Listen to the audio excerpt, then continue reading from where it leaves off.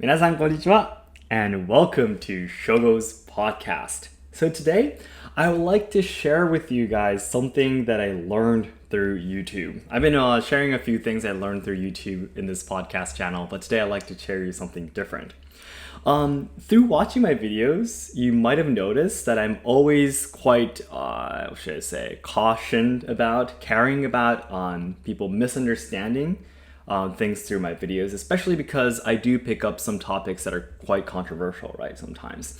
So, at the beginning of my videos, I always bring out the text saying that this video is based on what I've studied, what I've experienced, and this is not like the ultimate answer to this theory. This is just one of the theories that I've studied. Yep.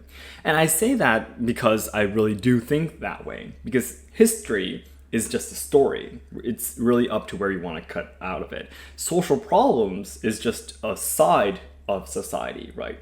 Some things, for example, if you take this, from this side, it might look like a problem, but from the other side, it might look like something good. Take, for example, I always talk about Japan. I might sound like I'm saying, when I explain that Japan is a collectivist society, I might sound like I'm saying that Japan is a very bad place, right? That does not respect the individual's, rights or opinions, stuff like that. Always forces everyone to be the same and so on and so forth. But at the same time, because, for example, the Edo period, 250 years of peace, had forced everyone to be the same and not change, for example, and made all these rules. That's the reason why a lot of people, say Japan is very clean, for example, or very polite, or very safe. Yep. Why are these things possible? Is because Japan is a collectivist society. Now, why does Japan have a lot of traditional culture, like anything? It could be Budo martial arts, it could be the stage arts, things like that, that even though we're such just a small island nation, why were we able to, give birth to so many traditional cultures that everyone around the world is enjoying today? It's because the Edo period, people were forced to live in that rank. If they were born a samurai, they will be a samurai. If they're born a peasant, they will forever be a peasant, And within your family or your group, what your job is, what your task is within that group is already chosen for you, right?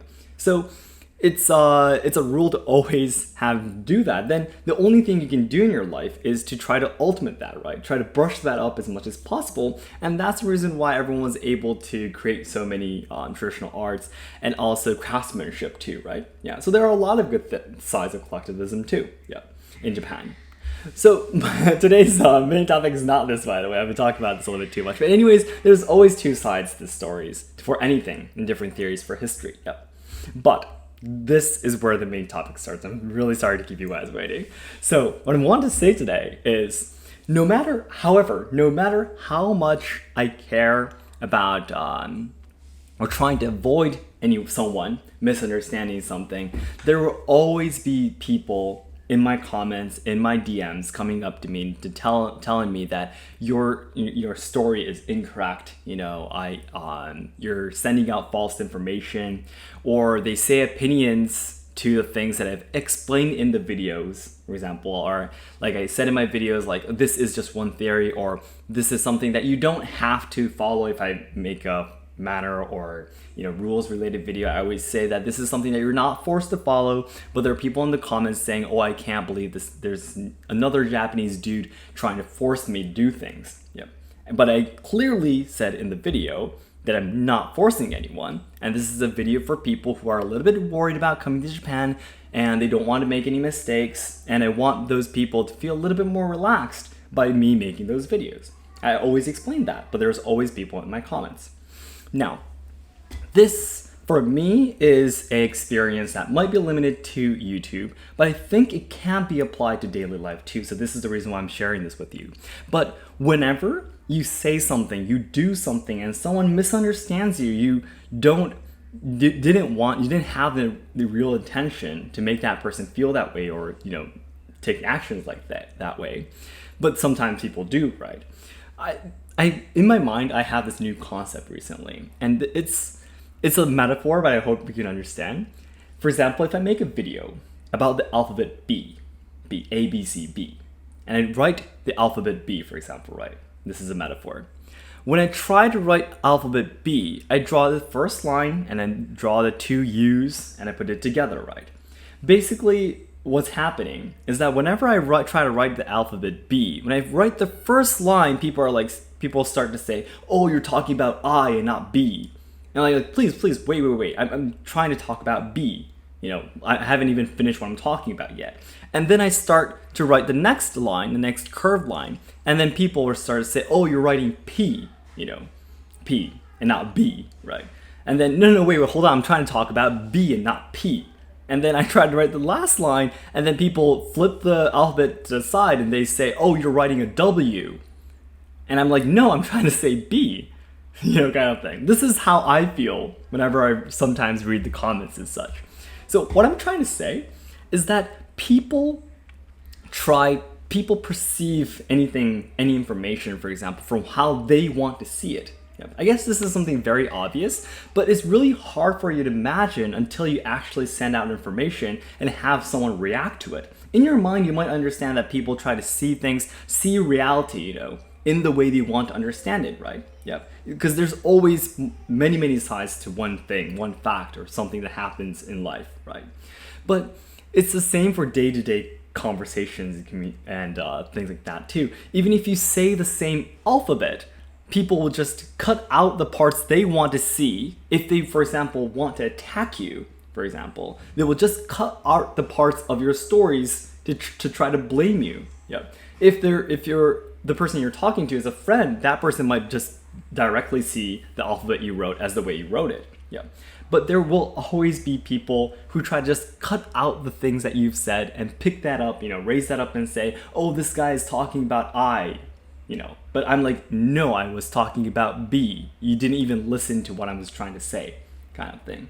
So this might be a little bit difficult to understand. I don't know if my metaphor was easy to understand, but I really wanted to say that even if you're not, doing YouTube or any social media and such, even in daily conversations, you might feel that sometimes people are not listening to you or not understanding you correctly and things like that. And of course, it is important that you always try to care about what other people think, and try to advance your communication skills, for example, how to tell your story and things like that. But at the same time, there will always be people try to pick up the part of the alphabets that you're writing, pick up just a few words of your sentence, and call you guilty and call you a bad person, and call you're not right or wrong and things like that. So when you get to a point, will always be this point where it's impossible to make everyone fully understand you,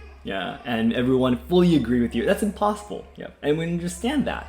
But I think in our minds, I think we need to keep in this metaphor inside our heads, and I think it'll be, for me, it changed my life. It definitely made me live my life a lot easier because I always blamed myself for any misunderstandings that happen.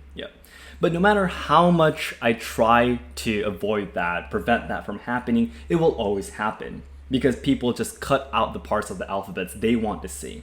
You can see a W from a B. You can see a P from a B. You can see an I from a B, right?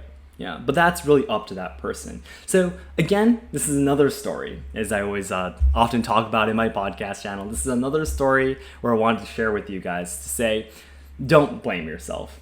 I guess I always talk about this and often talk about this in my podcast because I guess I'm the kind of person who tends to always blame for myself for everything. And it's important. Again, as I always say when I talk about Zen philosophies, the only thing that you can change is yourself, your life, your actions, your options, right? So it's important that you always reflect on yourself and find reasons for inside yourself, right? But at the same time, blaming yourself, calling yourself guilty yourself is not always a healthy thing to do.